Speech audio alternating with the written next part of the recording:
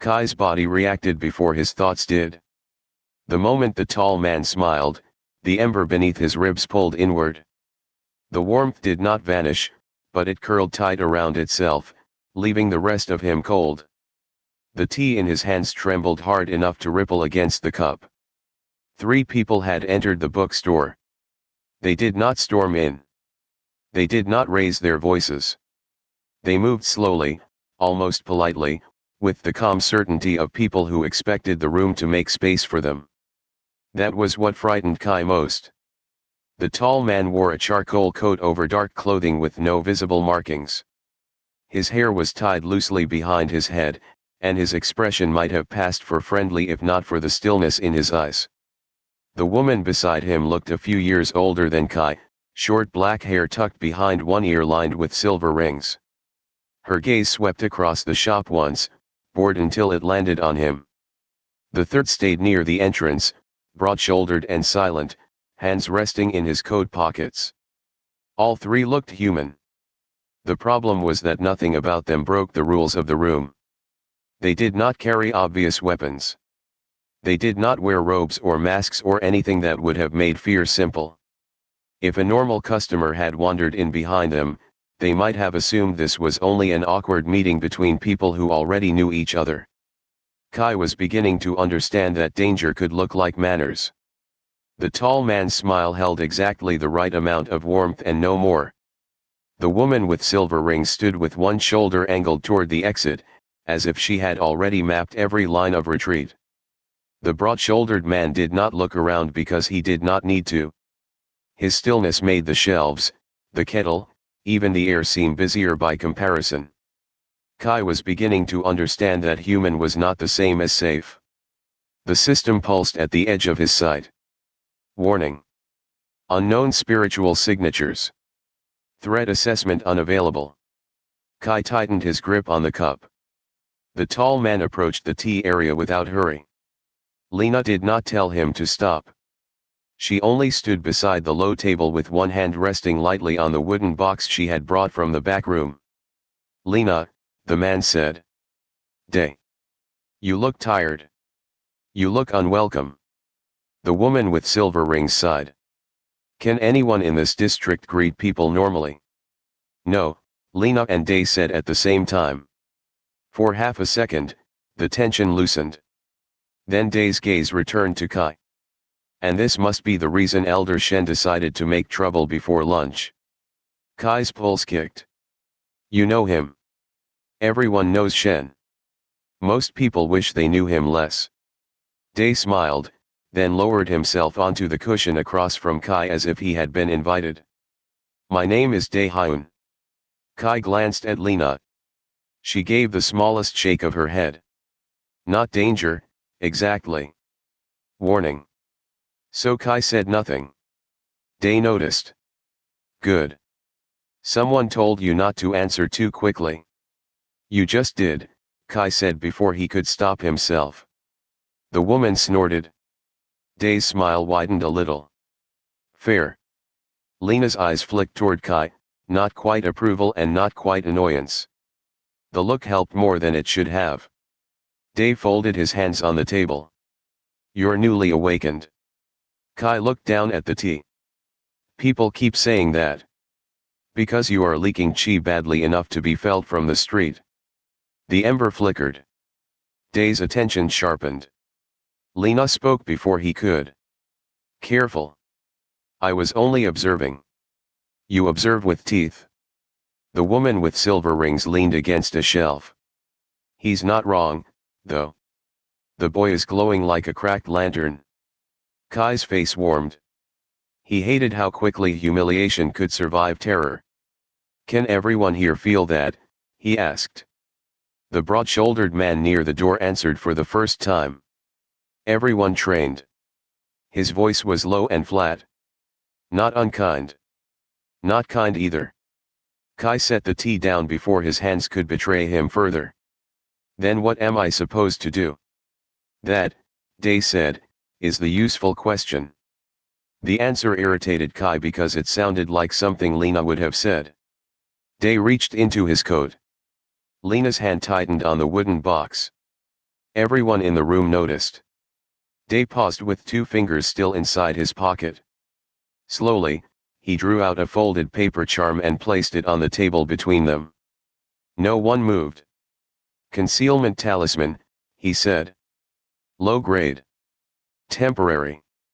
Harmless if used correctly. Lena's expression did not soften. And expensive. A gesture of goodwill. From Black Tide. There it was, the first name that sounded like a door opening somewhere Kai was not ready to enter. Black Tide. The words did not arrive with a system prompt or any supernatural chill, but they carried history in the way Lena said them. Not fear. Not hatred either. Something older and more practical, like a scar that still knew the weather. Kai wanted to ask whether Black Tide was a sect, a company, a gang, or one of those old families that people in stories always mentioned right before someone important died. He kept the questions behind his teeth. Lena had told him practical questions first, and there were too many answers here that could turn into traps if he grabbed them too soon. Day did not look away from Lena. From me. The distinction mattered to them. Kai could tell by the way the air tightened around it. He did not know why. For once, he did not ask. Lena looked at the talisman, then at Day. Why? Because if North River senses him before he learns basic concealment, they will not offer tea first. Kai's stomach sank. Another name. Another door. Lena's jaw tightened. Do not use him as bait for your old grudges. I am trying to keep him alive long enough for the grudges to become relevant. Very noble. Occasionally. The woman with silver rings rolled her eyes. This is why meetings take forever. Kai looked from one face to another. I don't know what Black Tide is. I don't know what North River is. I don't know what Azure Meridian really is. I don't even know whether this tea is doing something to me. Lena blinked once. It is only tea. Good. That is one answered question. Day laughed softly. The sound surprised Kai. Not because it was cruel, but because it was not. For a moment Day looked less like a threat and more like someone amused despite himself. He has sense, Day said. He has been awake for less than a day, Lena replied. What he needs is quiet, assessment, and boundaries. Agreed. Lena's eyes narrowed. Day lifted both hands slightly. Truly. I did not come to recruit him. Then why come? His smile faded. Without it, he looked older. Because things have been moving under the city, he said. Small things. Hungry things. Shen noticed one trail. We noticed another.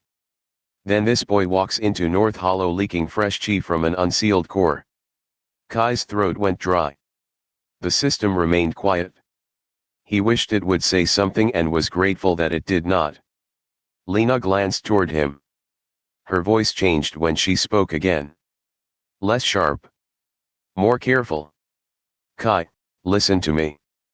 Do not chase every explanation tonight. You will drown in other people's history before you understand your own condition. He swallowed. Then what do I do? You decide whether to remain here for evaluation. And if I leave? You may leave. Lena said it immediately, and that mattered. I will give you a basic breathing stabilizer and instructions for hiding your chi as best you can. It will not be enough for long. Day nudged the talisman forward with one finger. Take this either way. Lena gave him a hard look. He ignored it. Kai stared at the paper charm. Thin strokes of black ink crossed the surface in patterns that made his eyes want to slide away. It did not glow. It did not hum. It looked like something that should cost $2 at a festival stall. Still, the ember leaned toward it. Why help me? Kai asked. Day's answer came after a pause. Because someone helped me too late.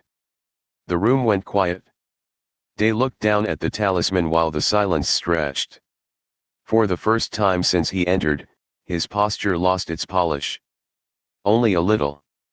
Enough for Kai to see that the line had not been prepared for effect. Whatever memory sat behind it had not been brought out to impress him. That made the offer harder to distrust and no easier to accept. Even the woman with silver rings stopped looking bored. Lena did not soften, but she stopped arguing. Kai looked down at his hands. They were still trembling. He thought of his apartment, the clinic bill under the notebook, Marta shouting from the back door, Mina's messages waiting unanswered on his phone. Ordinary things. Fragile things. A life he had thought was small until strangers started speaking as if it might be valuable to predators. He also thought of how quickly everyone in this room had started talking over the shape of his future. Even Lena, who seemed to be trying not to push, spoke from a world where rules already existed and Kai simply had to learn them fast enough not to be crushed. Day offered help with one hand and history with the other. North River waited outside as a name without a face. Staying did not mean trusting them. Leaving did not mean freedom. Both choices had teeth. He wanted to go home. He wanted someone to explain everything. He wanted his grandmother alive for 5 minutes so he could ask whether any of this had been hidden inside her stories. Instead, he took a slow breath. The ember stirred. "If I stay," he said, "do I have to join anything?" "No," Lena said. Day smiled faintly. "Not tonight." Lena shot him a look. "Joke," he said. "Bad one." "Most are." Kai found himself breathing a little easier, which seemed unfair given the circumstances. "Then I'll stay for evaluation," he said. "But I want to understand what you test before you test it." Saying it made his stomach twist, but it also gave the room a shape. Until that moment, everything had happened to him: the alley, the system, the stranger, the card, the hidden hall, the names dropped like stones into water. This was small, maybe, but it was his first condition. Lena seemed to understand that. She did not smile or praise him. She only shifted the wooden box closer and made space on the low table, as if his condition had weight enough to alter the room. Day watched the exchange with an expression Kai could not read. Interest, maybe. Or memory. Whatever it was, he did not interrupt, and Kai found himself grateful for that too. Lena nodded. Reasonable. Day slid the talisman the rest of the way across the table. And he should use this before he leaves the inner room. This time Lena did not object. That worried Kai more than the argument had. The broad-shouldered man at the door turned his head slightly. "Movement outside," he said. Every adult in the room went still. Kai's brief calm vanished. Lena picked up the wooden box. "Back room," she said to Kai. "Now. Now." Day rose from the cushion, his easy smile returning like a mask being put back into place. "It seems North River has also decided to be helpful." The bell above the entrance did not chime this time. No one opened the door. But outside the frosted glass, a shadow paused. Then another. Kai stood slowly, the paper talisman cold between his fingers, and understood that choosing to stay had not made him safe. It had only made him someone people could find.